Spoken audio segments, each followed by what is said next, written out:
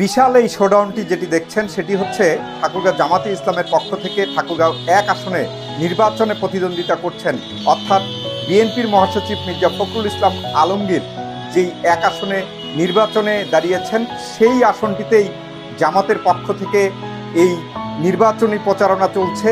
বিএনপির মহাসচিব মির্জা ফখরুল ইসলাম আলমগীরের প্রতিদ্বন্দ্বী হিসাবে জামাতের প্রার্থী হিসাবে লড়ছেন। তিনি হচ্ছে কেন্দ্রীয় কমিটি শিবিরের সাবেক সভাপতি হিসেবে দায়িত্বে ছিলেন এবং আজকের যে এই বিশাল শোডাউন, এই শোডাউনটি ঠাকুরগাঁও সদর উপজেলার ইসলামিয়া কামিল মাদ্রাসা থেকে হাজির মোড় দিয়ে নারগুন, দানারহাট, বেগুনবাড়ি হয়ে খোঁচাবাড়ি, আবার পুরাতন বাসস্ট্যান্ড হয়ে ভুল্লি 11 মাইল, পাটিয়াডাঙ্গি, রুহিয়া, বকশের হাট হয়ে বুড়িরবাদ হয়ে পল্লী বিদ্যুৎ রোড হয়ে চৌরাস্তায় এবং সর্বশেষ পুরাতন বাসস্ট্যান্ডে এসে সমবেত হয়। দীর্ঘ এই শোডাউনে কয়েক হাজার মোটরসাইকেল এই শোডাউনে যুক্ত হয় এবং উৎসব মুখর পরিবেশে যে নির্বাচনী যে শোডাউন, সেই শোডাউন কিন্তু আমরা লক্ষ্য করেছি। এটি সবচেয়ে ত্রয়োদশ নির্বাচনে এই প্রথম এত বড় একটি শোডাউনের রূপ নিয়েছে।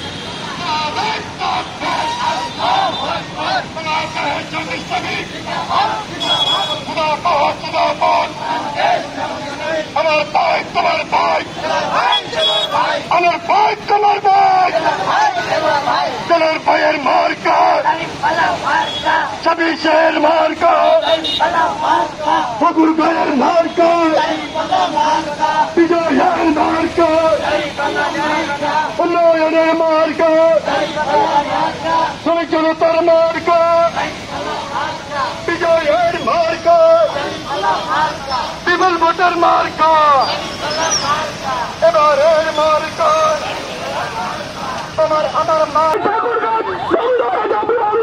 চালু করতে চাই, এই ঠাকুরগাঁও আমরা বিধান চাই, এই ঠাকুরগাঁও আমরা বিশ্ববিদ্যালয় চাই, এই ঠাকুরগাঁও আমরা ইঞ্জিনিয়ারিং কলেজ এবং কৃষি কলেজ আমরা চাই।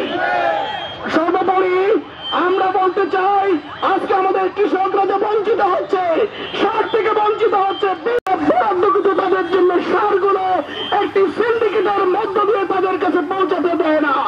আগামী দিনে এই সিন্ডিকেট ভেঙে দিয়ে রাষ্ট্রের পক্ষ থেকে কৃষকদের জন্য বরাদ্দকৃত সার সরাসরি যেন কৃষকরা পায় তার ব্যবস্থা আমরা করতে চাই। আগামী দিনে আমাদের হিন্দু ভাইদের জন্য আমি মনে করি আপনাদের কাছে আমাকে ভোট চাইতে হবে না। আমরা ঠাকুরগাঁওর জন্য যা করতে চাই, এটা যদি আমরা করতে পারি, এলাকার মানুষ আমাদেরকে এমনি চিনে নেবে, আমাদেরকে ভোট দেবেন।